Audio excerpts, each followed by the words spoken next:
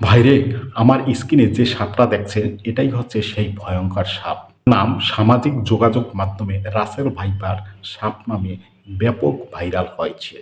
এই সাপটা ২০০০ সালে অল্প অল্প দেখা গিয়েছিল, কিন্তু এবারে বন্যার পানিতে এই সাপটি ব্যাপক আকারে বিস্তার লাভ করেছে।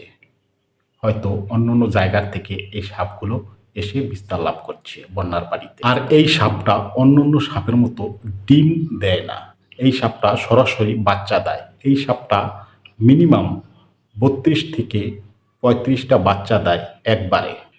এই সাপটাকে কেহ আঘাত করলে ঝিঁঝি পোকা যেরকম ডাক দেয়, ঠিক সেই রকম বড় সড়ো মানে ব্যাপকভাবে ডাক দেয় এবং তেড়ে আসে। আর এই সাপটা যদি কাউকে সবল দেয় তাহলে দেরি না করে দ্রুত স্থানীয় স্বাস্থ্য ক্লিনিক বা সদর হাসপাতালে নিয়ে যাবেন। চিকিৎসার জন্য ব্যবস্থা আছে। দ্রুত রোগীকে সেখানে নিয়ে যেতে হবে।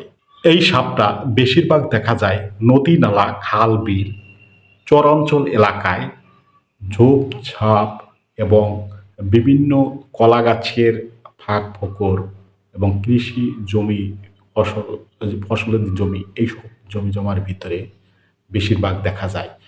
এই সাপটি থেকে বাঁচতে হলে আপনাদেরকে সতর্ক থাকতে হবে, সবসময় সাবধানে থাকতে হবে।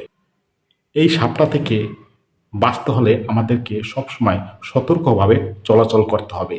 আমরা বিভিন্ন কৃষি জমি এবং বিভিন্ন নদী, নালা, খাল, বিলে আমরা যখন কাজ করি, মাছ ধরতে যাই, সেই সময় আমাদেরকে অত্যন্ত সতর্কতার সাথে, আর রাতের বেলা আমাদেরকে অবশ্যই টর্চ লাইট নিয়ে এবং হাতে একটা লাঠি নিয়ে চলাফেরা করতে হবে। আমাদের বাড়ি ঘরের, আমাদের আঙ্গিনার আশপাশটা পরিষ্কার পরিচ্ছন্ন রাখতে হবে সবসময়। এই সাপটা অন্যান্য সাপের চেয়ে একবারে ব্যতিক্রম। এই সাপটা কিন্তু দেখতে অজগর সাপের মতো সেম। সাপটা খুবই ভয়ঙ্কর। তো সবাই একটু সতর্ক থাকলে, সাবধানে থাকলে ইনশাল্লাহ এসব সাপে আমাদেরকে কোনো কিছু করতে পারবে না। সবাই ভালো থাকবেন।